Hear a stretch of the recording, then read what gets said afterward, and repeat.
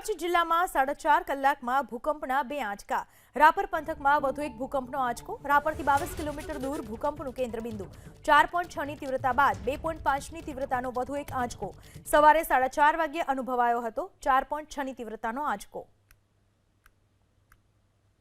કચ્છના રાપરમાં વધુ એક ભૂકંપનો આંચકો અનુભવાયો।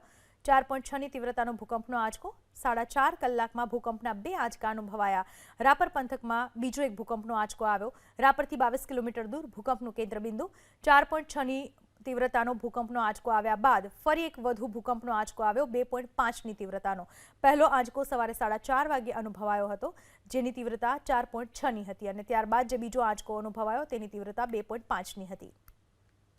કચ્છના રાપરમાં વધુ એક ભૂકંપનો આંચકો અનુભવાયો। 4.6ની તીવ્રતાનો ભૂકંપનો આંચકો। 4.5 કલાકમાં ભૂકંપના 2 આંચકા અનુભવાયા।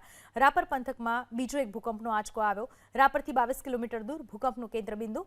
4.6ની તીવ્રતાનો ભૂકંપનો આંચકો આવ્યા બાદ ફરી એક વધુ ભૂકંપનો આંચકો આવ્યો 2.5ની તીવ્રતાનો। પહેલો આંચકો સવારે 4:30 વાગ્યે અનુભવાયો હતો, જેની તીવ્રતા 4.6ની હતી અને ત્યારબાદ જે બીજો આંચકો અનુભવાયો તેની તીવ્રતા 2.5ની હતી।